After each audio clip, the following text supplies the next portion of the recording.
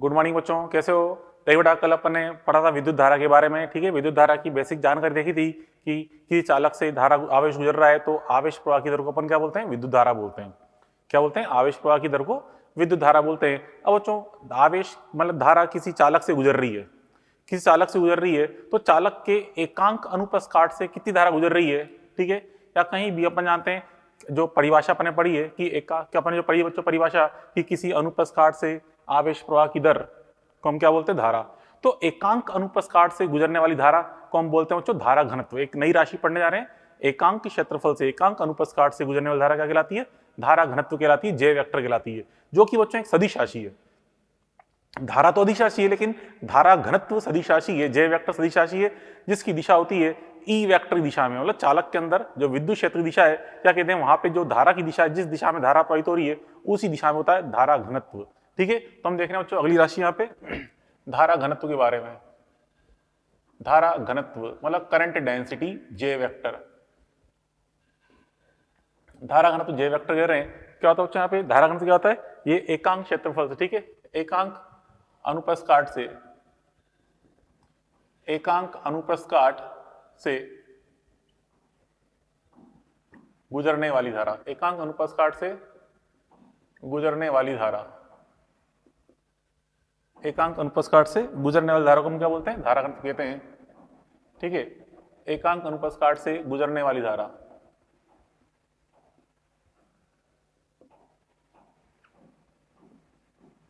एकांक अनुप्रस्थ काट से गुजरने वाली धारा, इसको अपन क्या बोलते हैं?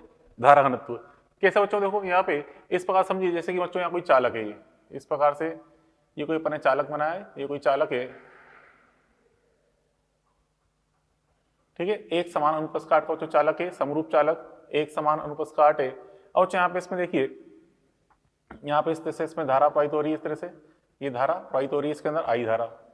ठीक है, तो यहाँ से भी आई धारा निकलेगी, इस तरह से आई। तो जिस दिशा में बच्चों यहाँ पे धारा आई है, जिस दिशा में धारा आई है, इसी दिशा में क्या होता है बच्चों? जे वेक्टर होता है, जे वेक्टर। और इसी दिशा में जानते हैं क्या होता है बच्चों? ई वेक्टर होता है, विद्युत क्षेत्र, ई वेक्टर।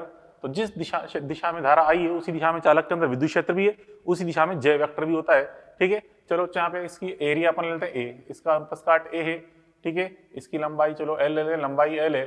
ठीक है, ये क्या है? समरूप चालक है। ठीक है, समरूप चालक, समरूप चालक मतलब एक समान अनुप्रस्थ काट, यहाँ पे दिख रहा है इसका एक समान अनुप्रस्थ काट। तो हम जानते हैं चालक में धारा प्रवाहित क्यों हो रही होती है? क्योंकि विद्युत क्षेत्र के कारण अंदर जो इलेक्ट्रॉन्स हैं, ये इलेक्ट्रॉन्स इस प्रकार से गति करते हैं, इस दिशा में विद्युत क्षेत्र के विपरीत दिशा में गति करने लगते हैं। और ये जो गति कर रहे हैं किस वेग से गति करते हैं? वीडी, ड्रिफ्ट वेलोसिटी से। ठीक है, वीडी वेग से गति करते हैं, ये अपन जानते ही हैं। तो जो अपन ने परिभाषा लिखी, क्या लिखी परिभाषा? एकांक अनुप्रस्थ काट से गुजरने वाली धारा। ठीक है, तो इससे बच्चों जे बराबर क्या हो जाएगा? जे बराबर जो परिभाषा है, जे बराबर क्या लिखेंगे? आई अपॉन ए। जे बराबर आई अपॉन ए हो जाएगा। एकांक अनुप्रस्थ काट से गुजरने वाली धारा को हम क्या बोलते हैं? धारा घनत्व कहते हैं। ठीक है, अब आई का मान रख दें अपन, तो अपन ने बच्चों पढ़ा था कल फॉर्मूला आई बराबर N E A V D, ये रख दो चलो, अपॉन ए। तो ए से ए उड़ जाएगा, ए से ए कैंसिल, तो यहां से अपन निकालें जे का मान क्या गया? क्या गया? जे बराबर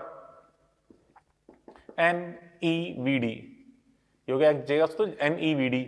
मिस आप बच्चों क्वेश्चन में अगर धारा की जानकारी दे रखी है और अनुप्रस्थ काट की जानकारी दे रखी है तो जे बराबर क्या लगा देंगे? आई अपॉन ए। और अगर आपको यहाँ पे ड्रिफ्ट वेलोसिटी की जानकारी दे रखी है, अपवहन वेग की जानकारी दे रखी है, तो जे बराबर क्या लगा देंगे? एन ई वी डी, ये लगा देंगे अपन। ठीक है, तो बच्चों यहाँ से इसका मात्रक देखना चाहे तो मात्रक क्या आएगा? ये तो एम्पियर और ये मीटर स्क्वायर, मतलब एम्पियर प्रति मीटर स्क्वायर इसका मात्रक हो जाएगा। ठीक है, अब बच्चों यहाँ पे देखो, इसमें वीडी का मान रख दें। वीडी अपन लिखा था एन ई, तो यही से वीडी, वीडी का मान क्या बच्चों अपन कल निकाला था? ई टॉ कैपिटल ई अपॉन एम, ये लिखा था अपन ने। किसका मान बच्चों? वीडी का मान। ठीक है, अब यहाँ पे देखिए इसके अंदर, यहाँ पे ये एन ई स्क्वायर, ये ई स्क्वायर हो जाएगा, टॉ एम, ये सारी चीज तो क्या है? नियत है। नियत ताप पेन का मान नियत होता है। तो हम देखें जे समानुपाती क्या आया? ई। तो यहाँ से ये हम देख रहे हैं जे समानुपाती आ रहा है ई, जे इज प्रोपोर्शनल टू ई है। और यहाँ पे अगर मैं समानुपाती चिन्ह हटाऊं तो यहाँ से हम एक कांस्टेंट अप्लाई करते हैं। इस कांस्टेंट का मान होता है सिग्मा, जिसे हम बोलते हैं चालकता। जे बराबर सिग्मा इंटू ई, जे बराबर जो सिग्मा इंटू ई है, जहां पे सिग्मा जो आपको दिख रहा है, ये सिग्मा का मान क्या है? ये सिग्मा है एन ई स्क्वायर। तो यहाँ देखो N E square top on M है, मतलब यहाँ जो ई का मल्टीप्लाई, जैसे यहाँ पे ई का गुणनफल कौन है, N E square tau by M, ये सिग्मा को शो कर रहा है, ठीक है, N E square tau upon M, ये सिग्मा है, इसे हम क्या बोलते हैं, चालकता, ठीक है, क्या बोलते हैं बच्चों, चालकता बोलते हैं इसको, चालकता, ठीक है। और चालकता का जो व्युत्क्रम है उसी को हम बोलते हैं प्रतिरोधकता, ठीक है, मतलब प्रतिरोधकता पूछ ले आपसे क्या होती है, तो प्रतिरोधकता, प्रतिरोधकता जिसे हम विशिष्ट प्रतिरोध बोलते हैं, विशिष्ट प्रतिरोध, विशिष्ट प्रतिरोध बोलते हैं प्रतिरोधकता को। स्पेसिफिक रेजिस्टेंस रो से शो करते हैं, रो बराबर क्या होता है बच्चों, 1/सिग्मा होता है, ठीक है। चालकता का व्युत्क्रम क्या होता है, प्रतिरोधकता। तो अभी अपन ने ये चालकता का मान लिखा, इसका उल्टा कर दो, इसका उल्टा कर दो, क्या जाएगा यहाँ पे, m/n e² टॉ, m/n e² टॉ, ये बन गया प्रतिरोधकता बन गया, ठीक है, विशिष्ट प्रतिरोध बन गया। इसी में चलो ये एग्जाम्पल अपन देखें विशिष्ट प्रतिरोध पे, ये रहा एग्जाम्पल, एग्जाम्पल नंबर 1 अपन सोल्व करते हैं इस पे, देखिए। तो बच्चों एग्जाम्पल नंबर 1 अपन सोल्व कर रहे हैं, सॉल्यूशन नंबर 1, पढ़ो क्वेश्चन क्या है बच्चों, क्वेश्चन क्या कह रहा है, ध्यान समझें।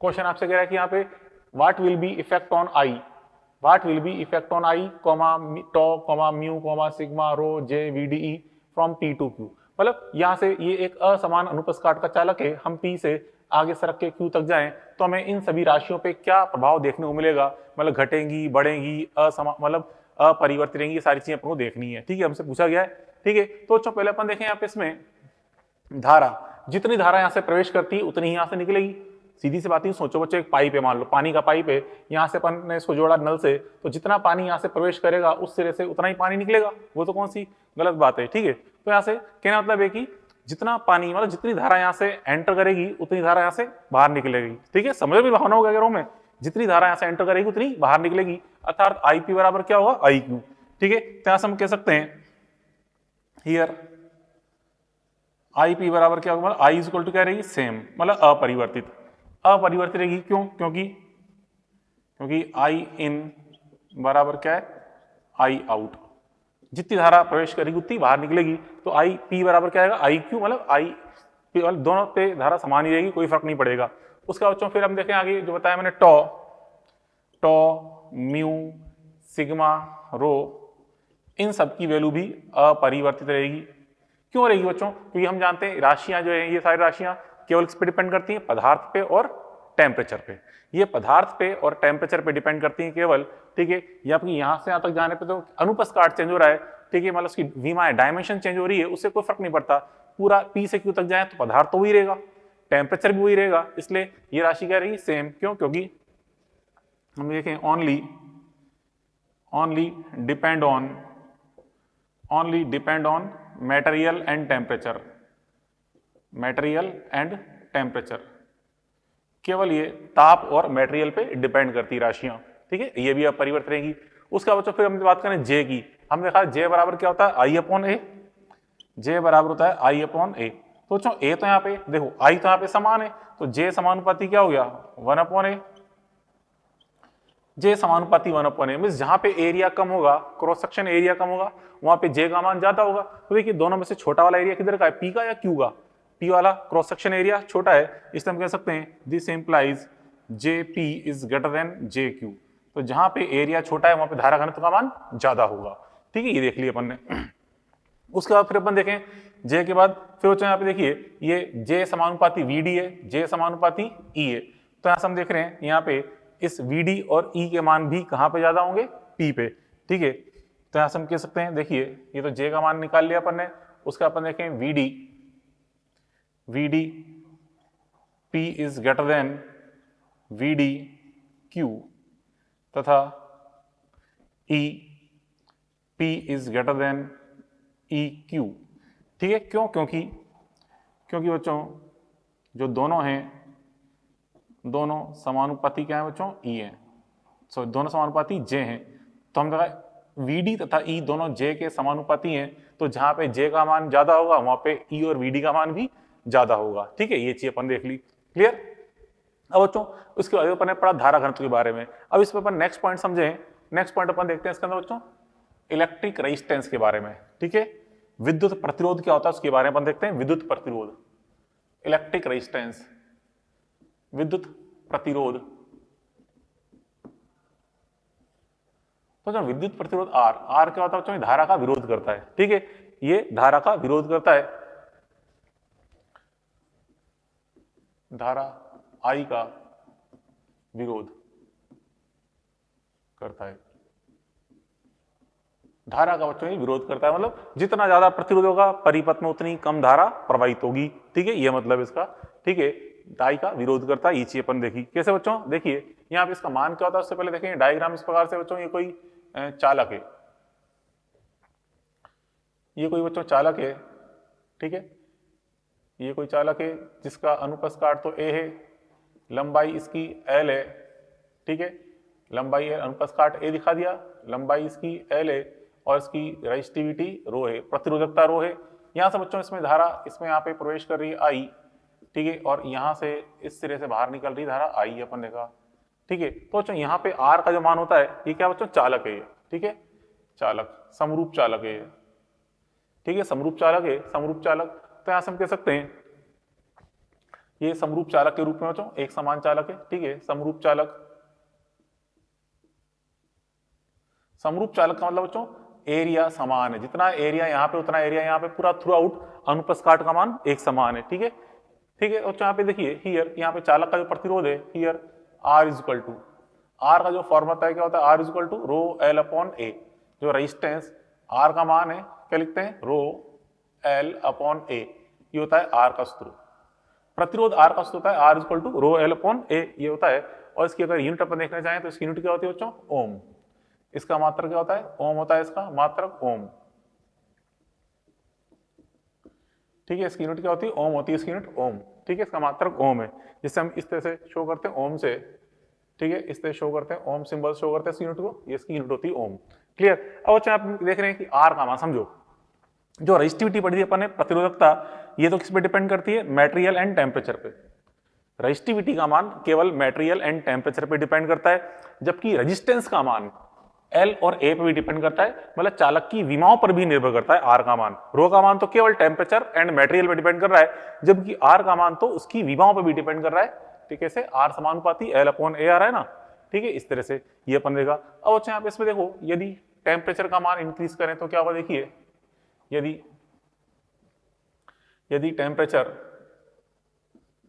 टेम्परेचर को इंक्रीज करें, मतलब चालक का ताप बढ़ाएं, तो ताप बढ़ाने पर जानते हैं, आपको समझाया था मैंने कल, टक्कर आवृत्ति क्या होती है, बढ़ती है, टक्कर आवृत्ति इंक्रीज होगी, और जो टक्कर आवृत्ति बढ़ेगी तो टक्कर आवृत्ति बढ़ने से अपन जानते हैं टॉ का मान, जो विश्रांति काल है वो घट जाएगा, फिर टक्करें जल्दी जल्दी होंगी तो उनके मध्य समय अंतराल घट जाएगा, तो टॉ का मान क्या होगा, घटेगा, ठीक है। तो हम देख रहे हैं टॉ का मान यहाँ पे घट रहा है, टॉ घट रहा है, अब टॉ का मान घटेगा तो टॉ का मान घटने से अपन देखते हैं रेजिस्टिविटी, देखो ये रो का जो सूत्र है इसमें टॉ नीचे आ रहा है, रो के सूत्र में टॉ नीचे आ रहा है, तो हम कहते हैं यहाँ पे रो का मान क्या होगा, घटेगा। अब रो का मान घटेगा तो यहाँ से आर समानुपाती रो है, तो इसलिए रेजिस्टेंस का मान भी घटेगा। तो चालक का ताप बढ़ाने पर हम देखते हैं प्रतिरोध घटता है, ठीक है। चालक का टेम्परेचर बढ़ाएंगे तो चालक का टेम्परेचर, एक मिनट को, टेम्परेचर बढ़ाने पर हमने कहा कि टक्कर आवृत्ति बढ़ जाएगी, टक्कर आवृत्ति बढ़ेगी तो टॉ का मान घटेगा, तो ये रो बढ़ेगा, क्योंकि इनवर्स संबंध नीचे आ रहा है, नीचे आ रहा है तो टॉ घट रहा है, इसलिए रो का मान बढ़ेगा। अब रो का मान बढ़ेगा तो इसलिए रेजिस्टेंस का मान भी क्या होगा बच्चों, बढ़ेगा, प्रतिरोध का मान बढ़ता है, ये अपन देख लिया, चालक का प्रतिरोध बढ़ता है टेम्परेचर बढ़ाने पर, ठीक है। जबकि अगर बच्चों यहाँ पे अर्धचालक होता तो क्या होता, देखिए, जबकि अर्धचालक का यदि टेम्परेचर इंक्रीज, अर्धचालक का बच्चों टेम्परेचर इंक्रीज करें तो उस केस में प्रतिरोध का मान घटता है। क्यों घटता है, क्योंकि अर्धचालक में आप, अर्धचालक के अंदर हम जानते हैं जो एक तरह से करंट कैरियर्स होते हैं, आवेशवाहक होते हैं, वो कौन होते हैं, इलेक्ट्रॉन तथा होल। अर्धचालक में आवेशवाहक इलेक्ट्रॉन तथा होल ये होते हैं, ठीक है, इलेक्ट्रॉन भी होते हैं और होल भी होते हैं, ठीक है। अर्धचालक में आवेशवाहक कौन होते हैं, इलेक्ट्रॉन और होल। दोबारा समझ लो, जैसे चालक की बात करें, चालक में आवेशवाहक कौन है बच्चों, केवल इलेक्ट्रॉन। अर्धचालक में आवेशवाहक होते हैं इलेक्ट्रॉन तथा होल दोनों, ठीक है। और अपन बात करें विद्युत अपघट्य की, विद्युत अपघट्य जो होता है, ठीक है, जैसे विद्युत अपघट्य में क्या होते हैं, आयन होते हैं, ठीक है, आवेशवाहक आयन होते हैं, ठीक है। जैसे कि कोई भी इलेक्ट्रोलाइट है, उसके अंदर अपन एनोड और कैथोड डुबोकर उसको हम बैटरी से जोड़ें तो हम देखते हैं एनोड से कैथोड की ओर या कैथोड से एनोड की ओर जो आयन का प्रवाह होगा, उस विद्युत अपघट्य के आयन का प्रभाव होता है, जिसके कारण वहां पे धारा प्रवाहित होती है, ठीक है। तो क्या मतलब बच्चों यहाँ पे हम कह सकते हैं कि इलेक्ट्रोलाइट के अंदर क्या होते हैं, आवेश वाहक कौन है, आयन है, ठीक है। ऐसे गैस विसर्जन नली का जो अपने कल एक क्वेश्चन भी सोल्व किया था, गैस विसर्जन नलिका में आवेश वाहक कौन थे, एक तो नियॉन प्लस आयन थे, मतलब एक तो आयन होते हैं और दूसरा इलेक्ट्रॉन्स होते हैं, आयन भी होते हैं और इलेक्ट्रॉन्स भी होते हैं। और अगर मान लो गैस विसर्जन नलिका की जगह निर्वात नली होती, निर्वात नली में आयन तो कुछ होते नहीं है, तो वहां पे आवेश वाहक केवल कौन होंगे, इलेक्ट्रॉन होंगे, ठीक है। कोई गैस नहीं होती इसलिए कोई आयन तो हो नहीं सकते, केवल वहां पे इलेक्ट्रॉन होते हैं, ठीक है। तो देखिए जबकि अर्धचालक में यदि टेम्परेचर इंक्रीज तो आर का मान डिक्रीज हो रहा है, क्यों, क्योंकि क्योंकि क्योंकि जो इलेक्ट्रॉन है, आवेश वाहक कौन है बच्चों यहाँ पे, आवेश वाहक इलेक्ट्रॉन एंड होल्स, आवेश वाहक इलेक्ट्रॉन एंड होल्स इंक्रीज, इनकी संख्या बढ़ जाती है। अच्छा अर्धचालक बच्चों क्या होते हैं, देखिए अर्धचालक के एग्जांपल, अर्धचालक यहाँ पे अर्धचालक की बात करें, अर्धचालक कौन होते हैं, जैसे कि सिलिकॉन, जर्मेनियम, गैलियम आर्सेनाइड, ये सभी क्या है, अर्धचालक के एग्जाम्पल हैं, जो कि अपन पढ़ेंगे आगे इलेक्ट्रॉनिक्स वाले टॉपिक के अंदर, ठीक है, वहां जाएंगे ये, ठीक है। सिलिकॉन, जर्मेनियम, गैलियम आर्सेनाइड ये अर्धचालक एग्जाम्पल हैं। और चालक के एग्जाम्पल क्या है, चालक क्या होते हैं, एल्युमिनियम, कॉपर, आयरन, ठीक है, ये सभी क्या है, चालक हैं। चलो ये तो अपन देख लिया इसके बारे में, ठीक है। अब बच्चों यहाँ पे देखो जिस तरह से अपन देखा था ये चालकता, ये प्रतिरोधकता और चालकता क्या होती है, एक दूसरे के व्युत्क्रम होती हैं। ऐसे ही ऐसे बच्चों प्रतिरोध का व्युत्क्रम उसको बोलते हैं चालकत्व, ठीक है। क्या कहना चाहता हूं, देखिए इस तरह से हम बात कर रहे हैं चालकत्व की, चालकत्व, कंडक्टेंस, कंडक्टेंस बच्चों, कंडक्टेंस जो जी होता है, ये होता है जी बराबर 1/r होता है, जी बराबर 1/r, कंडक्टेंस, कंडक्टेंस जी बराबर 1/r होता है। तो देखिए बच्चों ये तो क्या है, चालकता, ये क्या है, कंडक्टिविटी है, इसे क्या बोलते हैं, कंडक्टिविटी, कंडक्टिविटी, और ये क्या बच्चों, कंडक्टेंस।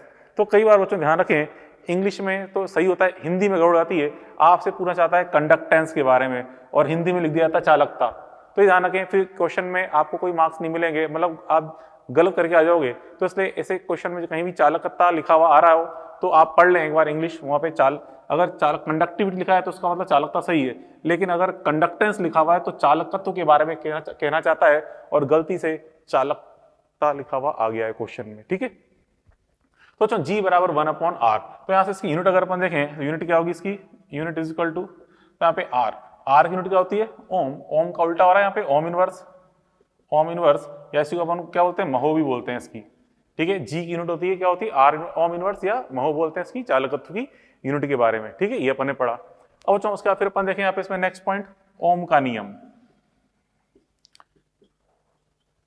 ठीक है, ओम का नियम मतलब ओम्स लॉ के बारे में पढ़े, ओम्स लॉ, ओम का नियम। तो जो ओम का नियम क्या कहता है, देखिए अगर कोई चालक आपको दिया है, चालक का अगर अपन टेम्परेचर, चालक का मतलब बैटरी जोड़े, चालक को बैटरी जोड़ के बैटरी का मान बढ़ाएं, मतलब वोल्टेज का मान बढ़ाएं, तो हम देखते हैं वहां पे धारा के मान में वृद्धि होती है, धारा के मान वृद्धि होती है, वोल्टेज बढ़ाते आते हैं धारा बढ़ती जाती है, समानुपातिक रूप से धारा में वृद्धि हो रही होती है। तो यहाँ से तो ओम का नियम किसके बारे में, चालक के बारे में, ठीक है। तो यहाँ से हम देखें चालक का, चालक पर विभवांतर, चालक पर विभवांतर V, चालक पर विभवांतर V इंक्रीज करने पर इसमें धारा I इंक्रीज होती है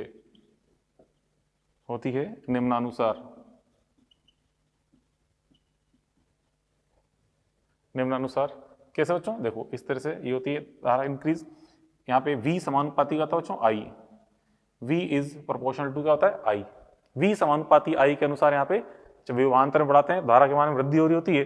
अब यहाँ पे अगर मैं समानुपाती चिन्ह हटाऊं तो एक कांस्टेंट लगाएंगे, तो V बराबर क्या लगाते हैं R, तो V बराबर होता है R इंटू आई, V बराबर R इंटू आई, ठीक है। तो यहाँ बच्चों इसमें आप देखिए V बराबर R इंटू आई, ये क्या हो गया, ओम का नियम हो गया, V बराबर R इंटू आई। यहाँ बच्चों देखो ये Y बराबर हम देख रहे हैं mx रूप बन रहा है, ये y बराबर mx रूप बन रहा है, ठीक है। तो y बराबर mx रूप, जहां पे हम देखें m जो है स्लोप है वो किसके बराबर है, देखो यहाँ पे बच्चों इधर देखिए ये ग्राफ बनाए, तो ग्राफ कैसा आएगा, स्ट्रेट लाइन, मतलब ये आएगा v वर्सेस i ग्राफ बनाए, v वर्सेस i ग्राफ, तो ये आएगा स्ट्रेट लाइन, इस तरह से आएगा। यहाँ जो एंगल थीटा है ये थीटा, ठीक है, यहाँ पे इसका टेन टा निकाले मतलब स्लोप निकाले तो स्लोप शो करेगा आर को, ठीक है। तो यहाँ से हम कह सकते हैं हियर स्लोप, तो क्या कह रहा हूं मैं, here slope is equal to,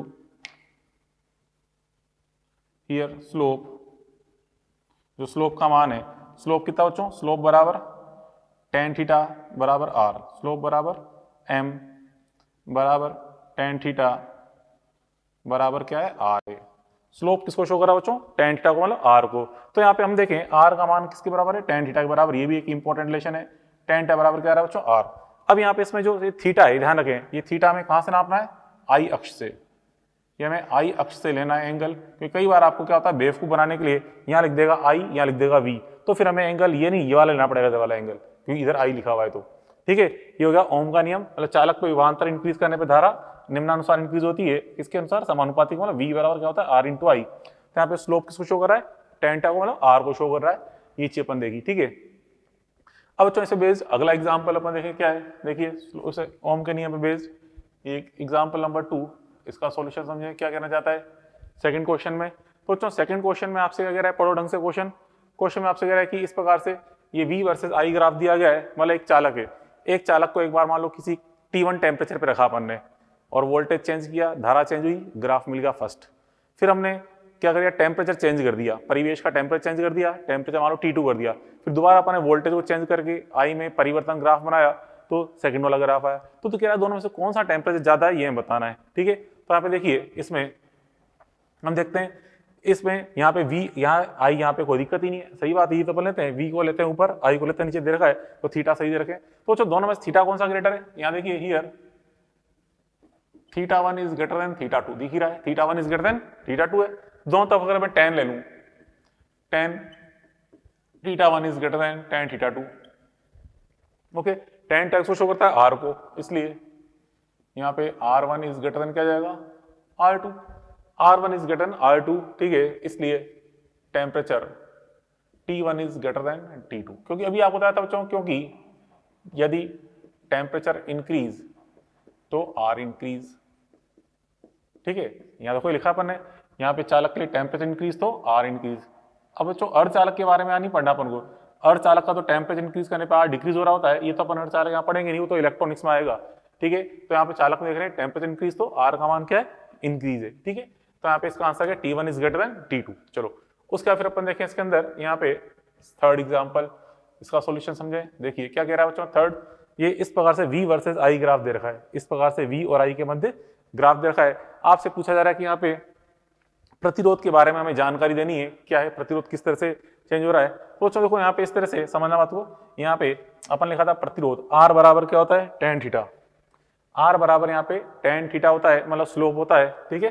तो R इज इक्वल टू किसको शो कर रहा होता है बच्चों, स्लोप को, tan theta is equal to slope, ये अपन जानते हैं R के यहाँ पे tan थीटा मतलब स्लोप है, ठीक है।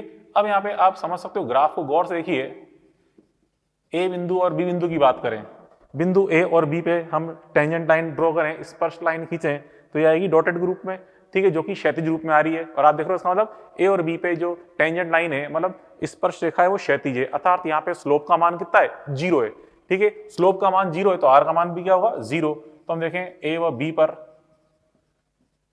बी पर स्लोप का मान 0 है, स्लोप इज इक्वल टू 0 है, ठीक है, इसलिए R का मान भी क्या जाएगा, 0, प्रतिरोध का मान क्या आएगा, 0 आएगा, ठीक है। अब देखो यहाँ पे A से लेकर B तक की बात करें, A to B, ठीक है, A से B तक, और जो A से लेकर B तक की बात करें, देखो A से B तक, यहाँ पे यहाँ से A बिंदु से B बिंदु तक, यहाँ कहीं भी आप स्पर्शा खींचोगे, कहीं पे अपन स्पर्शा खींचेंगे तो स्पर्शा क्या आएगी, कुछ इस तरह से आएगी, इस तरह से आएगी स्पर्श रेखा। और ऐसी अगर रेखा होती है तो स्लोप का मान क्या होता है बच्चों, यहाँ पे नेगेटिव होता है, स्लोप नेगेटिव होता है अगर स्पर्शा इस तरह से आ रही है, तो इस तरह झुकी हुई है, तो यहाँ पे स्लोप A से B तक के लिए क्या है, स्लोप नेगेटिव है, स्लोप का मान बच्चों नेगेटिव है, इसलिए प्रतिरोध का मान भी क्या आएगा, नेगेटिव, प्रतिरोध का मान नेगेटिव आएगा। हालांकि प्रतिरोध नेगेटिव होता नहीं है, लेकिन अब ग्राफ में आ रहा है क्वेश्चन में तो आंसर लिख दिया अपन ने, ठीक है। तो प्रतिरोध तो क्या होता है, हमेशा पॉजिटिव होता है, नेगेटिव नहीं होता, ठीक है। अब बच्चों उसका फिर अपन देखें यहाँ से O से लेकर A तक, O से लेकर A तक इस ग्राफ पे अपन कहीं भी स्पर्शा खींचेंगे, ठीक है, या B से लेकर C तक कहीं भी अपन स्पर्शा खींचेंगे तो स्पर्शा कुछ इस तरह से आएगी, इस तरह से आएगी झुकी हुई, इस तरह झुकी हुई आएगी। और इस तरह झुकी हुई अगर रेखा आ रही है तो उसका स्लोप क्या होता है बच्चों, पॉजिटिव, इसका स्लोप पॉजिटिव होता है, ठीक है। तो इसका स्लोप होता है पॉजिटिव, ठीक है, इसका स्लोप नेगेटिव, इसका स्लोप पॉजिटिव आता है। तो यहाँ पे ओ से लेकर ए तक की बात करें, ओ से ए तक, ओ से ए तक एंड बी से सी तक, बी से सी तक, तो यहां से हम देख रहे हैं स्लोप का मान क्या है बच्चों, स्लोप पॉजिटिव आएगा, स्लोप पॉजिटिव है इसलिए आर का मान भी क्या आएगा, पॉजिटिव, ठीक है। तो इस प्रकार से अपन देखा तो यहाँ पे ये अपने यहाँ पे रेजिस्टेंस से रिलेटेड कुछ बेसिक क्वेश्चन अपन देखे, ठीक है। एक तो अपने कहा तो ओम का नियम भी अपन थोड़ा सा पढ़ लिया क्या होता है, बात पहले पढ़ी। अब देखो अपन अनओमी युक्तियां क्या होती है, देखिए अनओमी युक्तियां मींस नॉन ओमिक डिवाइस। अनओमी युक्तियां क्या है, जो ओम के नियम का पालन नहीं करती, अर्थात इनके लिए आई और वी के मध्य जो ग्राफ है वो सरल रेखी नहीं होता, ठीक है। आई वी ग्राफ सरल रेखी नहीं होता, जैसे इससे एग्जाम्पल है इलेक्ट्रिक बल्ब, इसमें ग्राफ बच्चों आई और वी के मध्य ग्राफ इस तरह से वेरी कर रहा होता है, मतलब एक वक्र रूप में होता है। ऐसा बच्चों गैलियम आर्सेनाइड ये एक सेमीकंडक्टर है, मतलब अर्धचालक है, तो इसके लिए जो ग्राफ होता है आई और वी के मध्य कुछ इस प्रकार से ग्राफ होता है, ठीक है। मैं डायरेक्ट याद रखना है, प्रैक्टिकल रिजल्ट है। और बच्चों ये पीएन जंक्शन डायोड, जो पीएन संधि डायोड है, ठीक है, ये पढ़ते हैं अपन 12th क्लास में। यहाँ देखते हैं बच्चों आई और वी के मध्य ग्राफ इस तरह से होता ही है, ये तो होता है बच्चों अग्रबायस में, ये होता है पश्च बायस में, पढ़ेंगे आगे आ जाएगा सेमीकंडक्टर में, ये अग्रबायस में पश्च, इस प्रकार से आई वी ग्राफ वेरी कर रहा होता है, मतलब सरल रेखी नहीं है, एक वक्र के रूप में आ रहा है, ठीक है। ये चीज अपन को याद रखेंगे डायरेक्ट। अब देखें बच्चों टेम्परेचर पर चालक के प्रतिरोध की निर्भरता, आपको समझाया था मैंने कि अगर अपन की चालक का प्रतिरोध इंक्रीज करते हैं, सॉरी टेम्परेचर इंक्रीज करते हैं, तो टेम्परेचर इंक्रीज करने पे उसका प्रतिरोध क्या होता है, इंक्रीज। अब किस सूत्र के अकॉर्डिंग इंक्रीज होता है वो चीज अपन देखने जा रहे हैं। तो चलो if temperature of conductor is increase by T degree Celsius, मतलब कि चालक का ताप में अगर T डिग्री सेल्सियस वृद्धि की जाए, टेम्परेचर में T डिग्री सेल्सियस की वृद्धि की जाए, तो नया प्रतिरोध क्या होता है इसका, R equal to R0 1 plus alpha T. तो ये जो सूत्र है, ये सूत्र केवल स्मॉल वृद्धि के लिए है, मतलब टेम्परेचर में जो वृद्धि हम कर रहे हैं थोड़ी बहुत वृद्धि करनी है, 10 डिग्री सेल्सियस, 20 मान लो, 30 मान लो, 40 मान लो, मतलब अप टू 100 डिग्री सेल्सियस मान सकते हैं, इससे आप वृद्धि नहीं करनी, ठीक है। तो हमने लिखा है वेयर टी इज स्मॉल। तो जो ये रिजल्ट है बच्चों, ये अप्रोक्सीमेट रिजल्ट है, मतलब टेम्परेचर में अगर आप लार्ज वृद्धि कर रहे हो, 200 डिग्री सेल्सियस, 300 डिग्री सेल्सियस, इतनी हाई उच्च वृद्धि कर रहे हो, तो इस फॉर्मूले से जो रिजल्ट आएंगे फिर वो रिजल्ट अप्रोक्सीमेट रिजल्ट नहीं आएंगे, वो काफी ज्यादा मतलब एक तरह से एक्चुअल रिजल्ट से काफी ज्यादा पिछड़ चुके होंगे, मतलब बहुत ज्यादा उसमें डिफरेंस आएगा, अर्थात वो अप्रोक्सीमेट नहीं होंगे रिजल्ट, ठीक है। तो रिजल्ट हमें लगभग रिजल्ट को, ये सूत्र जो बच्चों ये एग्जैक्ट रिजल्ट नहीं है, अप्रोक्सीमेट रिजल्ट है, और वो भी तक कब सकते हैं जब टेम्परेचर में थोड़ी बहुत वृद्धि कर रहे हैं, ठीक है। तो बच्चों यहाँ पे आर नोट का इस सूत्र में आर नोट है निर्देश ताप पर चालक का प्रतिरोध। अब निर्देश ताप क्या होता है बच्चों, जनरली अपन क्या करते हैं, तो निर्देश ताप मानते हैं 0 डिग्री सेल्सियस को, ठीक है। प्राय हम निर्देश ताप क्या मानते हैं, 0 डिग्री सेल्सियस को, ठीक है। प्राय बच्चों 0 डिग्री सेल्सियस पर, तो 0 डिग्री सेल्सियस को क्या मानते हैं, निर्देश ताप मानते हैं 0 डिग्री सेल्सियस, ठीक है। लेकिन कई बार क्वेश्चन में क्या होता है, जो प्रारंभिक ताप दिया गया होता है उसी को क्या मान लेता है, निर्देश ताप। जो प्रारंभिक ताप पे जो रेजिस्टेंस है, मतलब क्योंकि देखिए एक चालक का 10 डिग्री सेल्सियस से प्रतिरोध 50 ओम है, तो उस 10 डिग्री सेल्सियस को क्या मान लेते हैं, निर्देश ताप मान लेते हैं। लेकिन ज्यादातर क्वेश्चन में किसको माना जाएगा, 0 डिग्री सेल्सियस को निर्देश ताप माना जाता है, ये चीज आप ध्यान रखें, ठीक है। तो देखो अब यहाँ पे देखिए अल्फा इक्वल टू क्या है, प्रतिरोध ताप गुणांक। यहाँ पे जो कांस्टेंट अल्फा है, यह अल्फा क्या बताता है, प्रतिरोध ताप गुणांक बताता है। इसका मात्रक होता है डिग्री सेल्सियस इनवर्स। क्या होता है बच्चों, डिग्री सेल्सियस इनवर्स का मात्रक होता है प्रतिरोध ताप गुणांक का, ठीक है। तो बच्चों यहाँ पे देखिए, अब वैसे तो जनरली अपन जो न्यूमेरिकल सॉल्व करते हैं उसमें अल्फा की वैल्यू एक कांस्टेंट दी गई होती है, एक फिक्स मान दिया गया होता है। लेकिन अगर क्वेश्चन में आपको प्रतिरोध का मान आपको दिया जाए कि प्रतिरोध जो है टेम्परेचर के साथ वेरी कर रहा है किसी समीकरण के अनुसार, समीकरण कुछ दे दिया है, मतलब आपसे कहा जाए कि यदि r का मान when r is equal to function of t, मतलब r का मान जो है t के पदों के रूप में दिया गया हो, जैसे कि यहाँ पे क्वेश्चन है ये कि r का मान 3t square plus 2t plus 1 ओम है, तो उसका अल्फा निकालना है। और जब भी r का मान इस तरह से t के पदों में दिया गया हो, तो फिर हम ये लगाते हैं सूत्र अल्फा बराबर 1/r dr अपॉन dt, इस सूत्र का उपयोग करते हैं अल्फा का मान ज्ञात करने के लिए, ठीक है।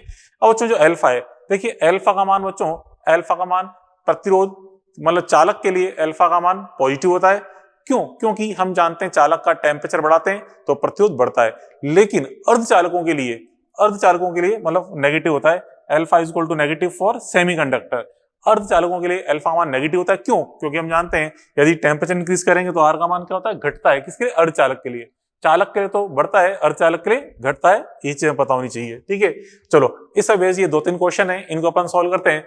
पहले अपन देखें एग्जाम्पल नंबर 1। तो यहाँ पे देखिए, यहाँ पे जो फर्स्ट क्वेश्चन है इसको करते हैं, चलो सॉल्व। क्या कह रहा है बच्चों, क्वेश्चन ढंग से पढ़िए। क्वेश्चन देखिए क्वेश्चन क्या बच्चों कि 0 डिग्री सेल्सियस पे दो चालक तार के प्रतिरोध R नॉट प्रत्येक है, मतलब प्रत्येक चालक तार का प्रतिरोध R नॉट है। ठीक है, तो यदि इनके प्रतिरोध ताप गुणांक α1 और α2 हो तो इनके श्रेणी क्रम संयोजन का अल्फा नेट बताना है, समानतम संयोजन का अल्फा नेट बताना है। तो चलो पहले श्रेणी क्रम को सोल्व करते हैं।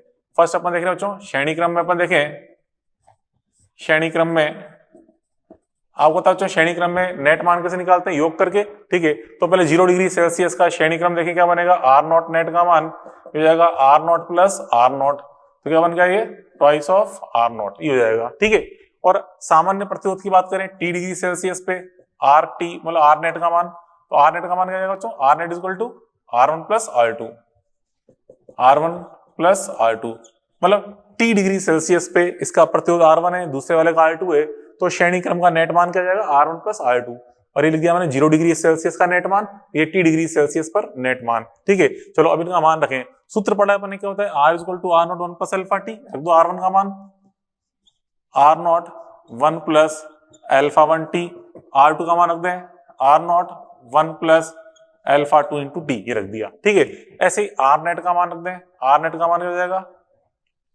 R नॉट नेट जो क्या है 2R not 1 plus alpha net into T. ठीक है, यहाँ पे क्या लिया मैंने R नेट का मान, R नॉट नेट का मान, तो R नेट का फॉर्मूला क्या होता है, R नेट का फॉर्मूला होता है R naught net 1 plus alpha net into T, तो यहाँ पे R नॉट नेट का मान ये रहा 2R नॉट। ठीक है, अब यहाँ पे देखिए ये R नॉट तो कॉमन लेके सब कट जाएगा ये, अब 2 को अंदर मल्टीप्लाई कर दें, ये हो जाएगा 2 plus 2 alpha net into T. ठीक है, twice of alpha net into T बराबर, यहाँ से 1 प्लस 1 कितना हो गया 2, प्लस इसमें से टी कॉमन निकाल लो तो अल्फा 1 प्लस अल्फा 2। ठीक है, आई समझ, 2 से 2 कैंसिल, 2 से 2 कैंसिल हो जाएगा, टी से टी भी कैंसिल हो जाएगा।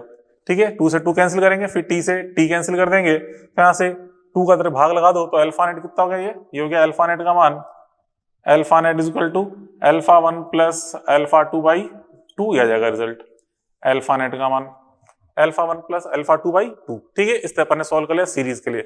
चलो पैरेलल के लिए सॉल्व करें। सेकंड हमसे कह रहा है समांतर क्रम में, तो हम देखें समांतर क्रम में, चलो समांतर क्रम बच्चों अपन देखें यहाँ पे पहले R नॉट नेट का मान देखें क्या होता है, हम जानते हैं दोनों अगर समान प्रतिरोध होते हैं तो R नेट कैसे निकालते हैं, R बाई 2 करके, तो R नॉट नेट का मान क्या है बच्चों, ये हो जाएगा R naught net is equal to, ये हो जाएगा R नॉट बाई 2।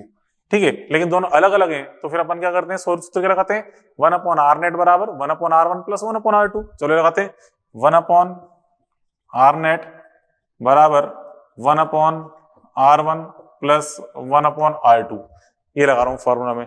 ठीक है, अब यहाँ पे इसके अंदर मान रख दें किसका, R नेट का मान, R1 का मान और R2 का मान। तो देखिए चलो रखते हैं इसके अंदर, देखिए तो बच्चों R नेट का मान ये लगा रहा हूं मैं, R नॉट नेट जो कि कितना है R not by 2 1 plus alpha net into T. ठीक है, बराबर R1 का मान, R1 का मान ये रखो चलो 1 upon R naught 1 plus alpha 1 into T. ठीक है, फिर R2 का मान 1 upon R naught 1 plus alpha 2 into T, ये रख दिया। अब इसको बच्चों यहाँ पे देखिए सब जगह R नॉट तो कट जाए, कॉमन लेके R नॉट कट गया, R नॉट कट गया, R नॉट कट गया। अब बच्चों 2 को ले जाए ऊपर, ठीक है 2 को ऊपर ले गया, और बच्चों ये राशि ऊपर जाएगी, पावर नेगेटिव हो जाएगी, तो क्या जाएगा 1 plus alpha net into T की घात -1। ऐसे ये ऊपर जाएगा 1 प्लस अल्फा 1 टी घात -1, ये ऊपर जाएगा 1 प्लस अल्फा 2 टी घात -1।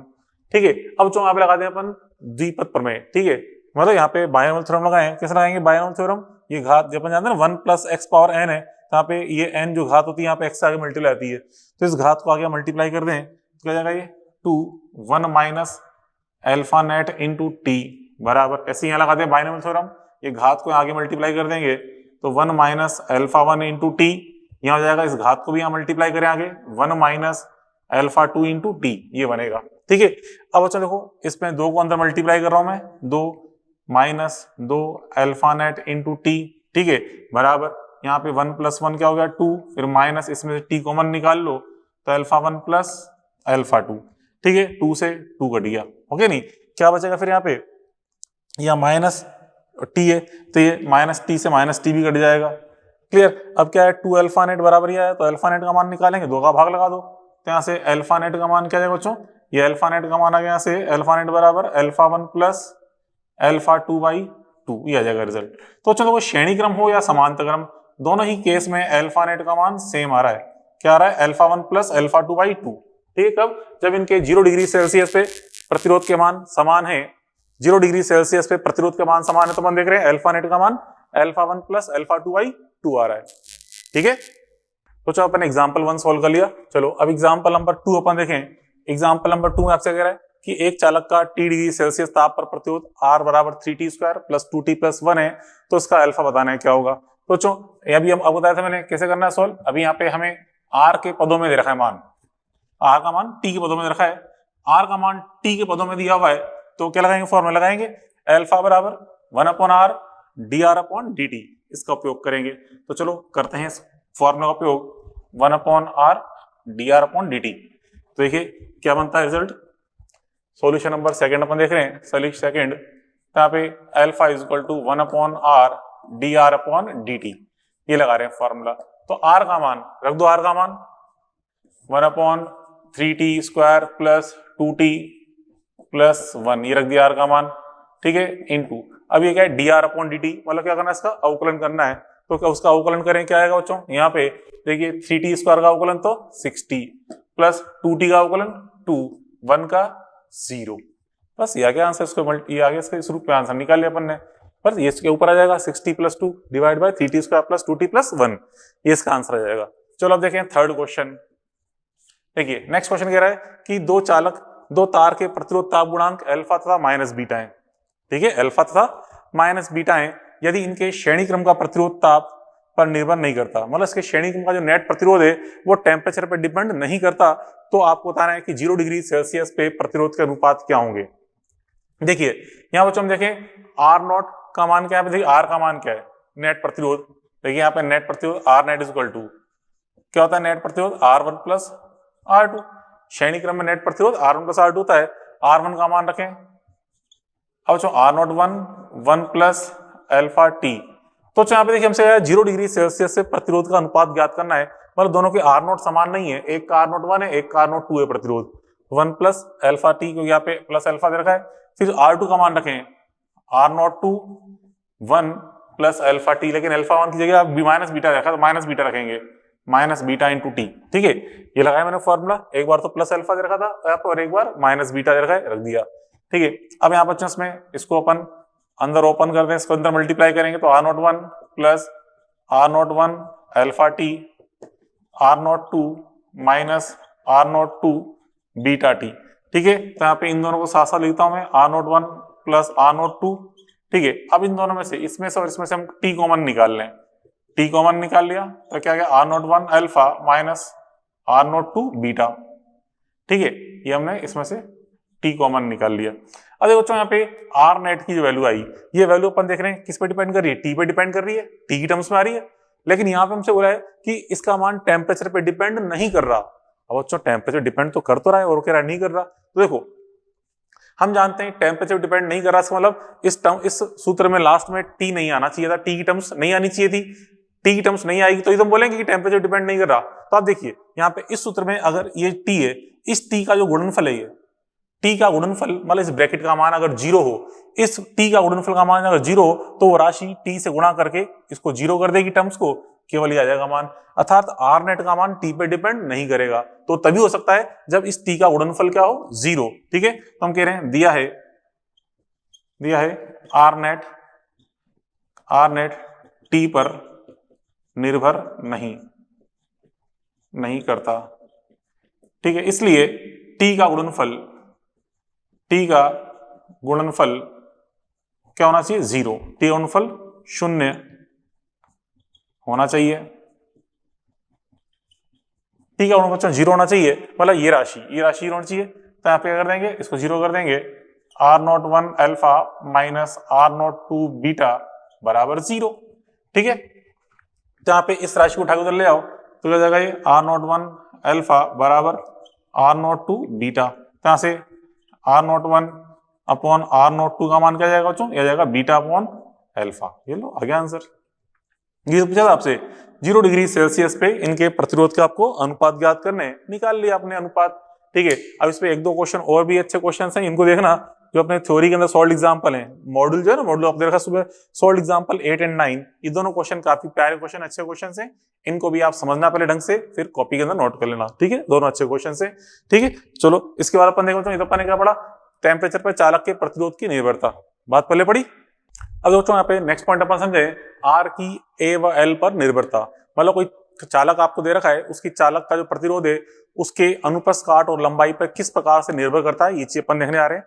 तो बच्चों ये कोई मान लो एक समरूप चालक है, मतलब कंडक्टर है, ठीक है, कंडक्टर है, यूनिफॉर्म कंडक्टर, समरूप चालक है। ठीक है, यहाँ पे उसको मैंने बैटरी जोड़ा, तो यहाँ से इसमें धारा एंड यहाँ से प्रवेश करेगी, तो जिस अनुप्रस्थ काट में, जिस एरिया में ये धारा लंबवत प्रवेश कर रही है वो एरिया ए होता है। ये तो पढ़ाई अपन है, R equal to rho L upon A. यहाँ पे ए क्या होता है बच्चों, लंबवत अनुप्रस्थ काट जिसमें धारा प्रवेश कर रही है या बाहर निकल रही है। ठीक है, प्रवेश या निकास।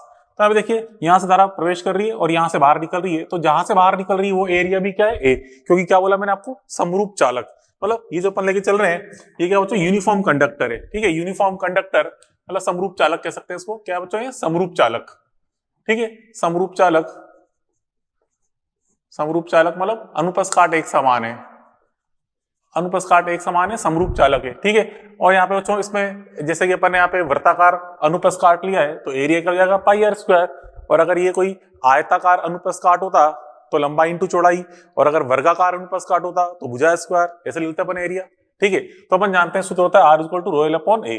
ठीक है, तो यहाँ पे रो तो प्रतिरोधकता ही सही, तो आर इज प्रोपोर्शनल टू क्या है, एल अपॉन ए। मतलब आपको अलग अलग चालक दे रखे हैं जिनकी चालकता समान है, मतलब जैसे एक कॉपर वायर है और एक दूसरा भी कॉपर वायर है, बट दोनों की लेंथ और एरिया अलग अलग है, तो रेजिस्टेंस का रेशो कैसे निकाल सकते हैं, प्रतिरोध आर समानुपाती एल बटा ए करके हम प्रतिरोधों का अनुपात ज्ञात कर सकते हैं। ठीक है, अब यहाँ पे देखिए कई बार क्वेश्चन में आपको एल और ए की जानकारी नहीं दी गई होती। ठीक है, मास की जानकारी दे रखी होती, द्रव्यमान की जानकारी। ठीक है, तो इस सूत्र को द्रव्यमान के रूप में अपन समझना चाहे तो अपन क्या कह सकते हैं, जैसे आप जानते हैं मास बराबर क्या होता है, वॉल्यूम इनटू डेंसिटी। ठीक है, मास m इक्वल टू होता है, हम जानते हैं वॉल्यूम इनटू डेंसिटी होता है, वॉल्यूम मतलब आयतन इनटू घनत्व, तो वॉल्यूम को अपन लिखते हैं a इंटू एल। जैसे इस प्रकार से कोई चालक है जिसका एरिया a है, लेंथ l है, तो उसका वॉल्यूम क्या हो जाएगा, a इंटू एल। ठीक है, आयतन मतलब इसका जो वॉल्यूम है a इंटू एल हो जाएगा, तो मास इज प्रोपोर्शनल टू क्या हो गया, a इंटू एल। अब समझना बात को, ये लिखा अपन r is proportional to L upon है, इसका उपयोग कब करेंगे, जब आपको l और a की जानकारी दे रखी हो। परंतु बच्चों मान लो आपको a की जानकारी नहीं दे रखी, एरिया की जानकारी नहीं दे रखी, तो कोई दिक्कत नहीं, यहां से एरिया निकालो, तो a बराबर क्या जाएगा, इस l को भाग लगा दो इसमें, तो m बटा l, a का मान हो जाएगा m बटा l, यहां रख दो मैंने, इस a का मान रख दिया m बटा l, तो l तो ऊपर था ही सही, नीचे m बटा l आ गया, तो l चल जाएगा ऊपर, तो क्या हो जाएगा l स्क्वायर बटा m, तो r समानुपाती क्या आ गया, l स्क्वायर बटा m। कब करना है इसका उपयोग, जब आपको l और m की जानकारी दे रखी हो, द्रव्यमान की जानकारी न दी गई हो। ठीक है, ऐसे मान लो बच्चों आपको लेंथ की जानकारी नहीं दे रखी, तो लेंथ की जानकारी नहीं दे रखी, तो यहां से लेंथ निकालें, l बराबर क्या जाएगा, m अपॉन a, तो इस लेंथ का मान, इस l का मान कर दिया मैंने, मास अपॉन एरिया रख दिया, और बटे में तो a है ही सही, तो यहाँ पे क्या हो जाएगा, r समानुपाती m बटा a स्क्वायर, ये बन जाएगा। ठीक है, ये चीज अपन देखी, तो इसका उपयोग कब करना था बच्चों, जब आपको मास एंड एरिया की जानकारी दे रखी हो, ए मतलब अनुप्रस्थ काट। ठीक है, चलो अब इस पे ये दो तीन क्वेश्चन अपन समझे। देखिए पहला क्वेश्चन आपसे कह रहा है कि एक तार का प्रतिरोध R है। ठीक है, यदि इस तार को n समान भाग में काट कर एक बंडल अनुसार जोड़ दें तो R नेट क्या होगा। अब बंडल मतलब बच्चों एक के ऊपर एक, मतलब जो अपन अरेंज करते हैं, ठीक है, उसके अनुसार अपन यहाँ पे जोड़ रहे हैं, तो R नेट का मान हमें बताना है क्या होगा। तो देखिए सॉल्यूशन अपन समझे, देखिए यहाँ पे बच्चों एक तार है, पहले इसका प्रतिरोध R है। ठीक है, तो यहाँ से उसको टुकड़े करेंगे हम, तो यहाँ से हम जो टुकड़े करेंगे तो एक टुकड़े को देखें और एक साबुत लंबाई को देखें, एक टुकड़ा और एक साबुत लंबाई को देखें, तो एरिया यहाँ पे सेम आएगा, जो अनुप्रस्थ काट एक टुकड़े का है वही अनुप्रस्थ काट पूरी लंबाई का है। तो यहाँ से हम कह सकते हैं यहाँ पे जो ए ईच है, प्रत्येक टुकड़े का जो ए है वो क्या आएगा, ए होगा, होगा नहीं होगा, प्रत्येक टुकड़े का जो ए ईच का मान ए होगा। तो यहाँ से हम समझ सकते हैं दिस इंप्लाइज आर समानुपाती क्या आएगा, एल, आर समानुपाती एल हो जाएगा। मतलब इस सूत्र से देखा मेरे को कि हमें एरिया की जानकारी है और एल की जानकारी कैसे तोड़ेंगे, तो एल ईच का मान क्या बनेगा बच्चों, आर बाई, मतलब एल बाई एन, तो आर का मान भी आर बाई एन हो जाएगा। तो बच्चों देखो यहाँ पे here L each is equal to L by N, दस, ठीक है, तो यहाँ पे एल ईच का मान एल बाई एन होगा। ठीक है, अतः आर ईच का मान, आर ईच बराबर क्या हो जाएगा, आर बटा एन। प्रत्येक भाग का मान आर ईच का मान आर बाई एन हो जाएगा। ये तो अपन देख लिया। अब अपन बात करें बंडल की, ठीक है। तो बंडल का मतलब क्या होता है बच्चों, समांतरक्रम संयोजन। बंडल को हम क्या लेते हैं, समांतरक्रम संयोजन मानते हैं, समांतरक्रम संयोजन। बंडल को हमेशा हम क्या मानते हैं बच्चों, समांतरक्रम संयोजन मानते हैं, ठीक है। मतलब इस प्रकार से जैसे कि बंडल है, इसमें सारे के सारे प्रतिरोध इस प्रकार से रख दिए अपन ने, जो भी है जितने भी है इस प्रकार से, ये पूरा बंडल अपन ने अरेंज कर दिया, पूरा बंडल है ये, ठीक है। इस प्रकार से बंडल के रूप में अपन इसको अरेंज कर दिया है, इस प्रकार से बंडल के रूप में। अब यहाँ पे यहाँ से ये बंडल ग्रुप में अपन इसको अरेंज कर दिया है, आ रही समझ में। अब यहाँ पे देखो आर समांतरक्रम संयोजन, और समांतरक्रम संयोजन आप जानते हैं जो प्रतिरोध होता है कितना होता है, 1/n गुना, जैसे अपन जानते हैं बच्चों। अगर सारे प्रतिरोध का मान आर आर आर आर है तो आर नेट क्या बन जाता है, r/n। तो यहां से हम देख रहे हैं प्रत्येक भाग का मान क्या है, आर ईच है, तो आर नेट का मान क्या जाएगा, आर नेट का मान हो जाएगा आर ईच बटा एन हो जाएगा। अब यहाँ पे आर ईच अपन ऊपर निकाला ही है, कितना है r/n, तो क्या हो जाएगा ये आर ईच का मान r/n रख दिया, और बटे में तो एन है ही सही, तो क्या जाएगा ये r/n²। ये आ गया रिजल्ट, क्या आ गया r/n²। इसको चलो मैं एक और मेथड समझाऊं, सेकंड मेथड देखें, उससे भी आएगा रिजल्ट। देखिए सेकंड मेथड एक और तरीका अपन देख रहे हैं। देखो यहां बच्चों देखो, यहाँ पे इसके अंदर यहां से तक की लंबाई की बात करें तो प्रत्येक लंबाई कितनी आ रही है, l/n आ रही है कि नहीं है। इस पूरे भाग की लंबाई कितनी है, l/n है, प्रत्येक भाग की लंबाई l/n। और यहाँ पे जो एरिया है, इस एरिया का मान कितना है, a। प्रत्येक भाग का एरिया यहाँ पे a हम देख रहे हैं, और कितने पार्ट से बच्चों यहाँ पे यहाँ तक है, यहां से तक कुल n भाग है, ये कुल n भाग है कि नहीं है। अब यहाँ पे हम देखें इसका आर नेट निकालें, आर नेट इस बंडल का, ठीक है। आर नेट निकालें, R net is equal to rho into L net upon A net. ये उपयोग ले रहा हूं सूत्र, आर बराबर का तो rho L upon L net upon A net कर दिया, क्योंकि रो पे तो कोई फर्क पड़ेगा नहीं, जैसे एक वायर कॉपर का तो बंडल भी कॉपर का ही है कि नहीं। तो कहना मतलब है कि मटेरियल तो चेंज हुआ नहीं, तो रो तो वही रहेगा, रो into L net upon A net. अब देखिए रो एल नेट का मान कितना है, l/n है कि नहीं है, और ए नेट एक भाग का एरिया ए है, और यहाँ पे कुल n भाग है, तो कुल एरिया हो जाएगा n इंटू ए हो जाएगा, क्योंकि एक भाग का एरिया ए है, और पूरे जो मोटाई है, इस पूरे बंडल की मोटाई कितनी आएगी, a plus A plus A plus A करते आओ, तो n भाग है यहाँ पे, तो कुल अनुप्रस्थ काट जिसमें धारा होगी अंदर गुजरेगी, वो कुल अनुप्रस्थ काट का जाएगा a इंटू एन हो जाएगा, ठीक है। तो क्या हो गया यहाँ पे रो l/n², मतलब ये 1/n² रो l/a। अब देखिए इस रो l/a को हम किससे रिप्लेस कर दें, r से, तो क्या जाएगा r/n²। तो ये तो आया था रिजल्ट r/n², तो हम उसको ऐसे भी निकाल सकते हैं, ठीक है। ये सेकंड मेथड अपन ने देख लिया। चलो उसका फिर हम देखा आगे अगला क्वेश्चन। ये तो अपन ने सॉल्यूशन नंबर 1 किया है, सॉल्यूशन नंबर फर्स्ट। अब देखें सेकंड क्वेश्चन अपन देखें, सॉल्यूशन नंबर सेकंड। क्या कह रहा है बच्चों, एक कॉपर तार की त्रिज्या r व प्रतिरोध 5 ओम है, ठीक है। मतलब एक बच्चों इस प्रकार से कॉपर वायर है, इस प्रकार से ये पतला सा कॉपर वायर है, ठीक है। इसकी त्रिज्या कितनी रखी है, इसकी त्रिज्या r है, और इसका प्रतिरोध कितना है 5 ओम। 5 ओम इसका प्रतिरोध है, 5 ओम इसका प्रतिरोध, लंबाई इसकी l, ठीक है। अब बच्चों आपसे क्या है, इसको हमें रिप्लेस कर रहे हैं, किससे रिप्लेस कर रहे हैं, इस तार को हटाकर, परिपथ में से इस तार को हटा के हम एक r/3 त्रिज्या वाले 6 तार का निकाय उपयोग में काम में ले रहे हैं। और जैसे अपन देखते हैं घरों में जो कॉपर वायर होती है, जैसे घरों में जब वायर यूज करते हैं, जैसे लाल और काले रंग की तार होती है, उसको अपन छील के देखते हैं, उसमें पतली पतली बहुत सारी तार निकलती है। तो वैसे आपसे कह रहा है कि एक मोटे तार को हटाकर हम उसकी जगह इस तरह से एक पतली तार वाला निकाय काम में ले रहे हैं। बहुत सारी पतली तार है, कितनी 6 तार, मतलब इसको अपन हटा के ये इसको बदल रहे हैं, ठीक है। किससे बदल रहे हैं बच्चों, इस प्रकार से एक निकाय है, ठीक है। इस प्रकार से एक निकाय है 6 तार का, ठीक है। बंडल मान लो, मतलब ये इस प्रकार से ये निकाय है, सबकी त्रिज्या कितनी है r/3 के तार हैं। इस प्रकार से इसको हम रिप्लेस कर रहे हैं इससे, ठीक है। इससे इसको अपन इसको रिप्लेस कर दिया, इस प्रकार से इसको रिप्लेस कर दिया अपन ने इस तार से, ठीक है। अब यहाँ बच्चों इसमें एक तार की त्रिज्या कितनी है, r/3 है, r/3 है, और यहाँ पे कुल कितने तार हैं, 6 तारे हैं। 6 तार का एक निकाय है, लंबाई इसकी वही l है, लंबाई इसकी भी l है, ठीक है। हमने इसको से रिप्लेस किया है लंबाई l के तार से। अब यहाँ पे देखें, यहाँ पे बच्चों इसमें l यहाँ भी है, l यहाँ भी है, तो l तो यहाँ पे सेम है, ठीक है। l यहाँ पे सेम है, क्या हम कहते हैं l dash is equal to l is equal to same. इसकी लंबाई सेम है, ठीक है, सेम है, तो यहाँ पे लंबाई सेम है, तो r इज प्रोपोर्शनल टू क्या आएगा a, ठीक है। अतः r समानुपाती 1/a हो जाएगा, क्योंकि लंबाई अगर सेम, इस सूत्र लगाएंगे एल अपॉन ए, क्योंकि यहाँ पे एरिया और लेंथ की जानकारी आपको दे रखी है, ठीक है। अब यहाँ पे देखिए, अब यहाँ पे आर डैश अपॉन आर करें, now R dash upon R is equal to क्या जाएगा, ए अपॉन ए डैश, ठीक है। तो यहां से रख देते मान आर डैश बटा आर कितना इसका 5 ओम है, ये रख दिया 5 ओम। ए यहाँ बच्चों इसके देखे एरिया केवल एक ही तार है और त्रिज्या कितनी है आर, तो 1 इंटू पाई आर स्क्वायर, 1 से क्यों गुणा किया, क्योंकि एक ही तार है, ठीक है। अब यहाँ पे कितने तार है, 6 तार है, तो 6 इंटू पाई, त्रिज्या कितनी है प्रत्येक की, आर बटा 3, ये कर दिया, ठीक है, पाई आर बटा 3 स्क्वायर।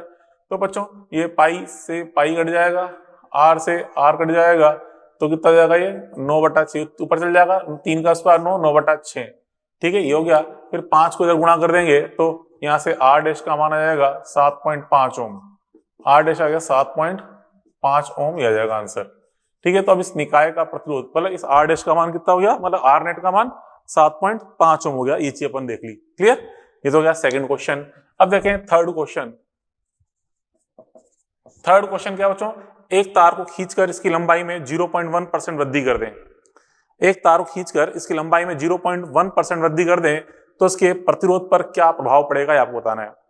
तो हम देखिए यहाँ पे अब तार को खींच के लंबाई में वृद्धि कर रहे हैं, तो यहां से हम देखें तो उसकी मोटाई कम हो जाएगी, त्रिज्या कम हो जाएगी, लेकिन द्रव्यमान वही रहेगा, जितना द्रव्यमान प्रारंभ में था उतना द्रव्यमान अंत में रहेगा। तो यहाँ पे द्रव्यमान की जानकारी हमें प्राप्त हो रही है, ठीक है। तो यहां से हम देख रहे हैं यहाँ जो मास है ये अपरिवर्तित रहेगा, ठीक है, मास अपरिवर्तित रहेगा। तो जो मास अपरिवर्तित रहेगा, इसलिए बच्चों आप देखते हैं अब क्या हमें क्या लगाना पड़ेगा फॉर्मूला, ये वाला मास और लेंथ की जानकारी है, ये लगाएंगे, ठीक है। तो this implies R proportional to L square, ठीक है, आर इज समानुपाती एल स्क्वायर, क्योंकि देखिए यहाँ पे आर समानुपाती एल स्क्वायर, क्योंकि यहाँ पे इसका उपयोग क्यों, क्योंकि हमें लेंथ और मास की जानकारी रखी, मास यहाँ पे सेम रहेगा, इसलिए अपन ने इस सूत्र का उपयोग किया। इसका नहीं करना, आप इसे यहाँ से हम देखें आर समानुपाती एल आ रहा है, अरे इसका उपयोग तब करते जब एरिया सेम रहता, इसको तारों खींचोगे तो क्या एरिया वही बना रहेगा क्या, नहीं, एरिया कम हो जाएगा, पहले एरिया ज्यादा था अब कम हो जाएगा, इसलिए इस सूत्र का उपयोग नहीं कर सकते, यहाँ पे इस सूत्र का उपयोग करना पड़ेगा, ठीक है, आर समानुपाती एल स्क्वायर।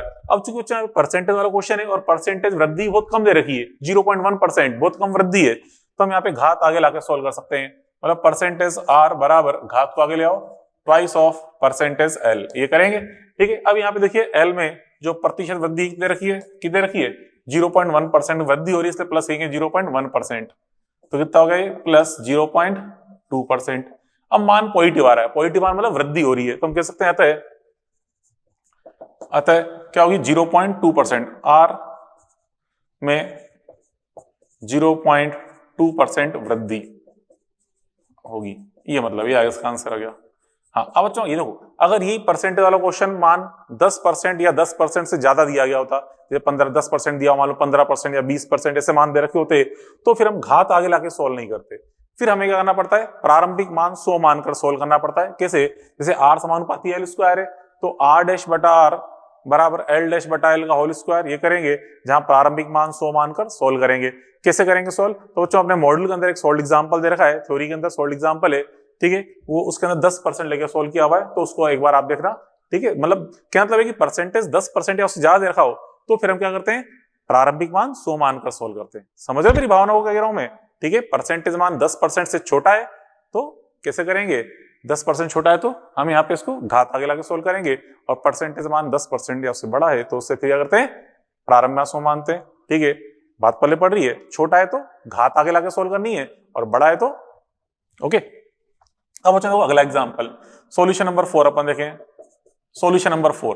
अब बच्चों यहाँ पे आपसे कह रहा है कि इस तरह से बच्चों एक धातु का ब्लॉक है, ठीक है, ये ए है, ये भुजा ए है और ये भुजा एल है, हमें ए और बी के मध्य तुल्य प्रतिरोध निकालना है, और पी और क्यू के मध्य तुल्य प्रतिरोध हमें बताना है, आर ए बी बटा आर पी क्यू, ये हमें निकालना है। तो बच्चों देखो यहाँ पे आर ए बी का मतलब क्या है, मतलब ए और बी के मध्य का प्रतिरोध का मान का मतलब क्या है, मतलब ये कि अगर अपन बैटरी ए और बी के मध्य जोड़े, जैसे यहाँ पे हमने जोड़ी बैटरी इस तरह से ए और बी के मध्य, ए और बी के मध्य बैटरी अगर जोड़ोगे तो यहाँ से धारा यहाँ से निकल के इसमें धारा प्रवेश करेगी, इस तरह से धारा यहाँ से निकलेगी, तो अंदर जो ये ब्लॉक है ये धारा का कितना विरोध कर रहा है, कितना प्रतिरोध इस पे आरोपित कर रहा है, वो मान हमें बताना है, ठीक है। तो आप देखिए यहाँ पे आर ए बी का मान निकालें, आर ए बी का मान, तो सूत्र अपन जानते हैं क्या होता है, रो एल अपॉन ए, तो रो एल, एल मतलब लंबाई, क्या लिखा है एल, चालक में I द्वारा तय हुई। तो बच्चों देखो यहाँ से धारा प्रवेश करी, इसके अंदर जाएगी, कितनी लंबाई तय करेगी, L के बराबर। तो यहाँ पे रो L, लंबाई कितनी तय कर रही है, L बटा A। A क्या होता है बच्चों, लंबवत अनुप्रस्थ काट जिसमें धारा प्रवेश कर रही है या बाहर निकल रही है। तो देखो धारा यहाँ पे चालक में प्रवेश कर रही है इस अनुप्रस्थ काट में, मतलब जो एरिया भुजा A और A है, मतलब एक वर्गाकार अनुप्रस्थ काट में प्रवेश कर रही है, तो उसका मान क्या जाएगा, भुजा स्क्वायर, मतलब A इंटू ए। ठीक है, A इंटू ए में ये लंबवत प्रवेश कर रही है। ठीक है, चलो अब देखो बच्चों R P Q. R P Q मतलब क्या है, मतलब अब अपन जो बैटरी जोड़ रहे हैं, कहाँ जोड़ रहे हैं, पी और क्यू के मध्य। मतलब बैटरी अगर आप पी और क्यू के मध्य जोड़ रहे हो इसको भूल जाओ। अब यहाँ पे बैटरी हमने यहाँ से हटा दी, यहाँ से बैटरी हटा दी, हम यहाँ पे नहीं जोड़ रहे, बैटरी कहाँ जोड़ रहे हैं, पी और क्यू के मध्य। बैटरी हम जोड़ रहे हैं पी और क्यू के मध्य। ठीक है, तो पी और क्यू के मध्य बैटरी अगर जोड़ें तो अब क्या धारा का कितना विरोध होगा वो हमें समझते बताना है, क्या प्रतिरोध आएगा। इस तरह से हमने बैटरी जोड़ दी पी और क्यू के मध्य इस तरह से। ठीक है, तो अब यहाँ से धारा प्रवेश करेगी, इसमें धारा एंटर करेगी, यहाँ से बाहर निकलेगी। तो हम अब क्या देखें, धारा जब इसमें प्रवेश कर रही है तो कितनी लंबाई तय कर गुजर रही है, यहाँ से अंदर जा रही है, यहाँ से अंदर होती है, यहाँ से गुजरती है, यहाँ से निकल रही है, कितनी लंबाई तय करेगी, ए के बराबर। तो रो लंबाई तय करी इसने ए बटे में। फिर अब देखिए एरिया जिसमें धारा लंबवत प्रवेश कर रही होती है या लंबवत निकल रही होती है, तो इसमें यहाँ पे लंबवत प्रवेश करी इस आयताकार एरिया में L इंटू ए, जिसका क्षेत्रफल कितना है, L इंटू ए, और यहाँ से नीचे से निकलेगी उसका क्षेत्रफल भी क्या हुआ, L इंटू ए। ठीक है, तो ये L इंटू ए ये आ गया मान। तो यहाँ से A से A कट जाएगा, ये रो बटा L हो जाएगा, और रो बटा स्क्वायर, तो आर ए बी बटा आर पी क्यू निकालेंगे तो क्या जाएगा बच्चों, ये रो L बटा A इंटू ए है।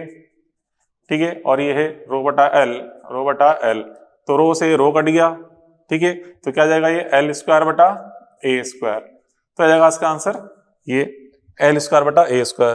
तो यहाँ पे बेटा मेरी भावना को समझो, मैं कहना क्या चाहता हूँ यहाँ पे, इस क्वेश्चन के माध्यम से बताना चाहता हूँ कि इसमें सूत्र में L क्या होता है और A क्या होता है। ठीक है, L जितनी लंबाई धारा अंदर तय कर रही वो L है, और A क्या है, समरूप चालक। चालक कैसा होना चाहिए, समरूप, उसके अंदर जिस एरिया में लंबवत धारा प्रवेश कर रही है या जहां से धारा बाहर निकल रही है लंबवत रूप से, वो एरिया A है। ठीक है, ये चीज अपन देखी। अगर यहाँ पे इसके अंदर चालक समरूप नहीं होता, चालक समरूप नहीं है तो फिर क्या करें, तो चालक समरूप नहीं है तो क्या करते हैं बच्चों, उसमें हम एक अल्पांश मानकर, एक पतला सा अल्पांश मानते हैं। ठीक है, ताकि उसका एरिया हमें समरूप दिखे। अल्पांश मानकर फिर हम उस अल्पांश के अनुप्रस्थ काट, उस अल्पांश के आर पार अपन निकालते हैं क्षेत्रफल प्रतिरोध का मान, तो उसका फिर समाकलन करके फिर नेट मान अपन ज्ञात करते हैं।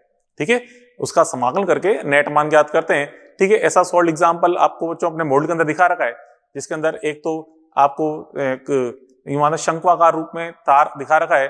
ठीक है, उसके एक तरफ ए और एक तरफ बिंदु बी है, तो आपसे कहा जाए कि ए और बी के सिरों के मध्य तुल्य प्रतिरोध क्या होगा। तो कैसे निकालते हैं, अंदर बीच में एक क्या ले लेंगे अपन बच्चों, एक पतला सा अल्पांश ले लेंगे। ठीक है, उसका फिर प्रतिरोध निकालेंगे, फिर समाकलन करके नेट मान निकालेंगे। एक क्वेश्चन और भी बता रखा है, उसके अंदर एक बेलनाकार चालक है, खोखला बेलनाकार चालक।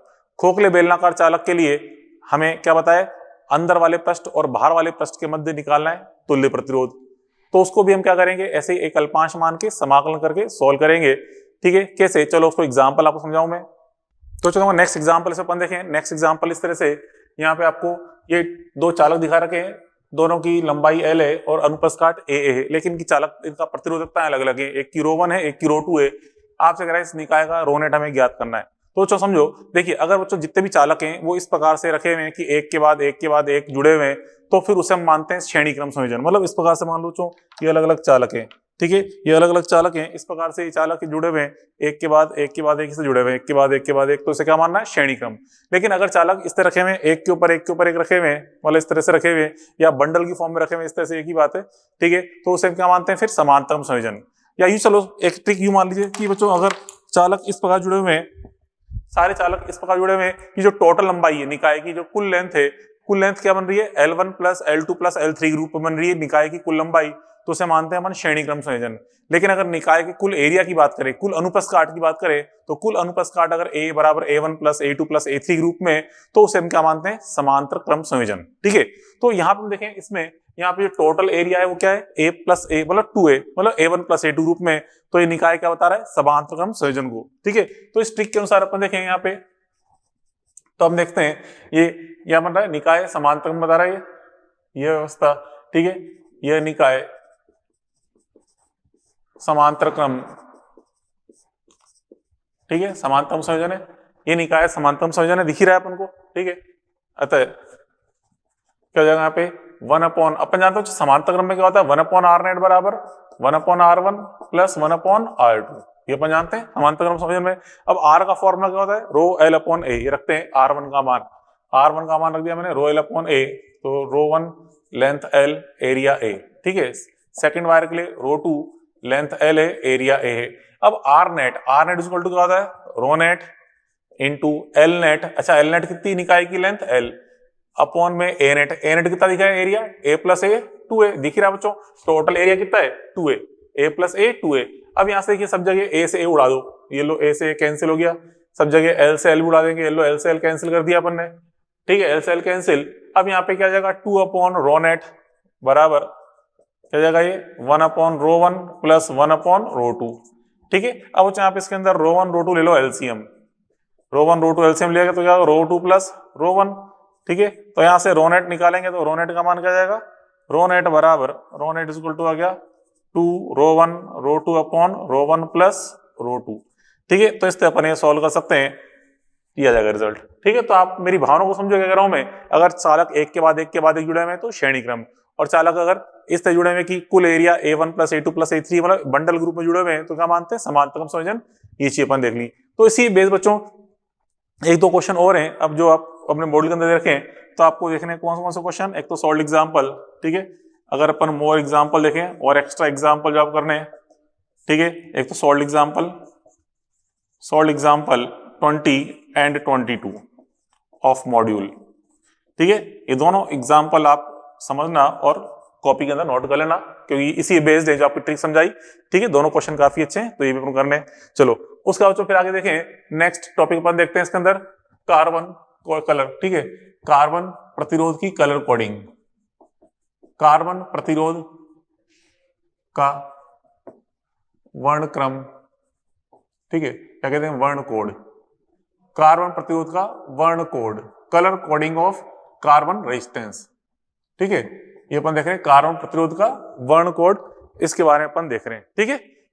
तो यहाँ पे कार्बन प्रतिरोध का जो वर्ण कोड है इसके अंदर अपन क्या देखते हैं, यहाँ पे इसमें देखिए जो अपन जब कोई एक तरह से कार्बन प्रतिरोध होता क्या है, पहली बात तो कार्बन प्रतिरोध बच्चों देखिए मार्केट में जो प्रतिरोध अवेलेबल है, ठीक है, वो किस तरह से होते हैं। जैसे आपने कभी किसी इलेक्ट्रिक सर्किट का अगर आपने ऑपरेशन किया हो तो आपने कहा जब सर्किट को अपन तोड़ देते हैं तो अंदर इस प्रकार से छोटे छोटे इस आकृति के हमें कुछ पीसेस दिखते हैं, ठीक है, एक डंबल शेप में, ज्यादा छोटी सी आकृति होती है, चिन्नी सी, ठीक है, यहाँ पे ये इस तरह से आकृति होती है। तो जो ये जो डंबल शेप है लगभग पीले रंग का होता है, इस पे कई सारे अलग अलग रंगों की वलय बनी होती है, ठीक है, यही एक तरह से कार्बन प्रतिरोध होता है, ठीक है, कार्बन प्रतिरोध। अब इसका मान कितना है इसके प्रतिरोध का वो इस पे लिखा हुआ नहीं होता, इस पे अलग अलग रंगों की वलय बनी होती है, इन वलय को देखकर हमें पहचानना पड़ता है कि प्रतिरोध का मान कितना है। अब कैसे पहचानते हैं वही अपन यहाँ पढ़ने जा रहे हैं टॉपिक, ठीक है। तो बच्चों इस प्रकार से 4 वलय बनी होती हैं, प्रथम 2 वलय हैं वो बताती है सार्थक अंकों को, सिग्निफिकेंट फिगर को, SF1 SF2, significant figure 1 significant figure 2।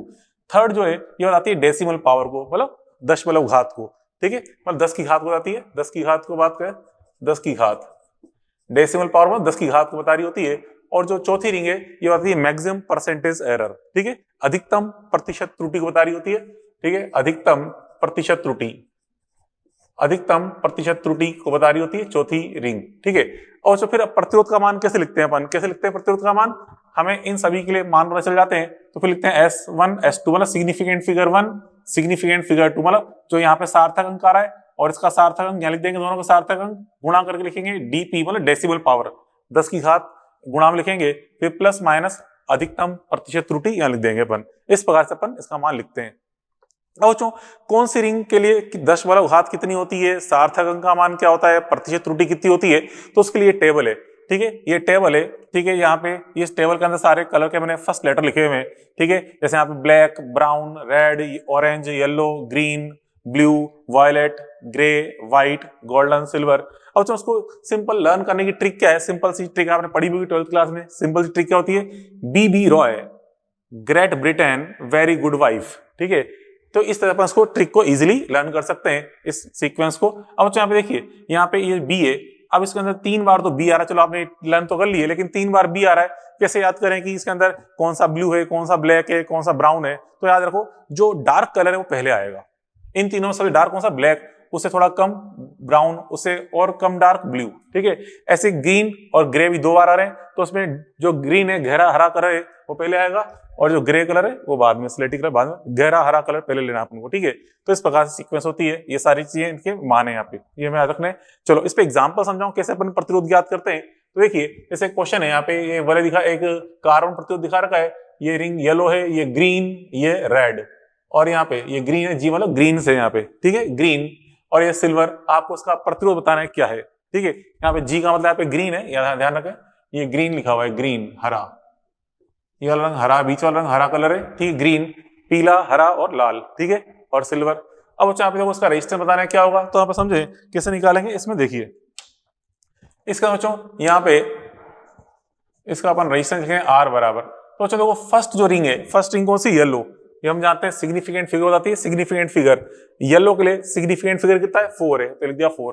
तो फर्स्ट रिंग हम बता रही है येलो को, सिग्निफिकेंट फिगर येलो को, और सेकंड बताती है बच्चों ग्रीन, हरे के लिए, हरे के लिए कितना है 5 है सिग्निफिकेंट फिगर, तो ये 5 हो जाएगा, ये 5। फिर थर्ड रिंग बताती है डेसिमल पावर को, तो गुणा करके लिखते हैं, ये लिखते हैं गुणा करके डेसिमल पावर। तो रेड के लिए डेसिमल पावर, रेड कहाँ है, ये रहा, इस रेड के लिए डेसिमल पावर कितनी है, ये पावर ऑफ 10, मतलब 10 का मतलब कितना है 10 की घात 2 है, डेसिमल पावर 10 की घात 2 है, दशमलव घात लिख दिए अपन ने। फिर प्लस माइनस, अब परसेंटेज एरर, सिल्वर जो कलर है इसके लिए परसेंटेज एरर कितनी है 10%, ठीक है, तो लिख देंगे 10%। ठीक है, अब यहाँ पे क्या बच्चों, ये हो जाएगा 4500 प्लस माइनस 10% ओम। ठीक है, प्रतिरोध का मान हो गया। अब 4500 का 10% कितना होता है बच्चों बताइए, वैसे तो यहाँ गया आंसर आ गया, फिर भी उसको और आगे लिखना चाहें तो 4500 प्लस माइनस 10% कितना होगा 450। 4500 का 10% बनता है 450 बनता है, 450। ठीक है, ये लिख दिया अपन ने। अब बच्चों फिर यहाँ पे एक बार प्लस कर दो या माइनस, माइनस करेंगे तो 4050 आएगा, और यहाँ पे अगर मैं इसके अंदर प्लस करूं तो प्लस करने पे क्या जाएगा यहाँ पे 4950 ओम। तो यहाँ पे देखिए प्लस माइनस का मतलब यहाँ पे जो इस प्रतिरोध का मान है, इस कार्बन प्रतिरोध का मान, ये 4050 ओम से 49,050 ओम, 4950, 4050 ओम से 4950 ओम के मध्य कुछ भी हो सकता है इसका मान, ये मतलब इसका। ठीक है, चलो अब यहाँ पे देखिए अगला एग्जाम्पल में प्रतिरोध दे रखा है और रंगों का क्रम पूछ रहा है क्या होगा। तो आप देखिए कैसे करेंगे, यहाँ पहले इसको 2 सार्थक अंकों में लिखें इसका मान, जिससे भी यहाँ पे बच्चों 1000 आपको दिख रहा है। अब मिली का मतलब हम जानते हैं 10 की घात -3 होता है, लिख दिया, प्लस माइनस 10% है ही सही है। अब देखो इसको गुणा करेंगे कितना जाएगा 1 ओम प्लस माइनस 10%। अब यहाँ पे 1 आ रहा है, इसको हमें 2 सार्थक अंकों में लिखना है, 2 और दशमलव घात के रूप में लिखना है, तो खाली इससे पता चलेगा नहीं, तो हमें इसको क्या लिखें, देखो समझो, मैं ऐसे लिखता हूं 10 गुणा 10 की घात -1। सोचिए, क्योंकि 10 की घात -1 मतलब 1/10, इससे कट के वापस 1 बनेगा। इसको मैंने इस रूप में लिखा, क्यों लिखा, हमारी मजबूरी थी, क्यों लिखा बच्चों, क्योंकि हमें यहाँ पे इसको यहाँ पे ये 2 अंकों में लिखना था, 2 अंकों में लिख दिया, और यहाँ पे दशमलव घात के रूप में लिख दिया। ठीक है, अब यहाँ पे देखिए इसमें, अब इसके अंदर देखें, यहाँ पे इसके अंदर ये जो ये सीक्वेंस है, पहले 1 के लिए क्या बच्चा, यहाँ पे 1 के लिए यहाँ पे देख रहे हैं ब्राउन है, ये 1 के लिए ब्राउन है, ब्राउन मतलब भूरा रंग। ठीक है, फिर 0 के लिए कौन सा बच्चा यहाँ पे ब्लैक, फिर 10 की घात -1 के लिए, 10 की घात -1 के लिए क्या है गोल्डन। ठीक है, गोल्डन कलर, सुनहरा कलर होगा, सुनहरा रंग हो गया गोल्डन कलर। फिर 10% के लिए एरर कितनी है, इसके सिल्वर के लिए होता है 10%, ये सिल्वर। ठीक है, तो इस प्रकार से बच्चों अपन ने ये क्वेश्चन सॉल्व किया। ठीक है, इनमें सभी सीक्वेंस अपन ने लिख दिए। ठीक है, तो चलो खैर बच्चों आज के लिए इतना होते, काफी टाइम हो गया है, बाकी अपन चलो कल पढ़ते होंगे, कल मिलते हैं। Okay, good bye.